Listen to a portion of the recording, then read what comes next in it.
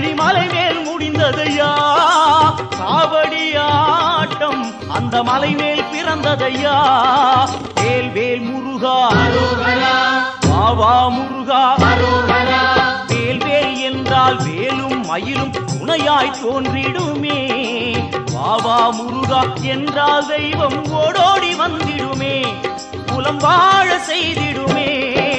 முருகையா கந்தையா துணையாய் தோன்றும்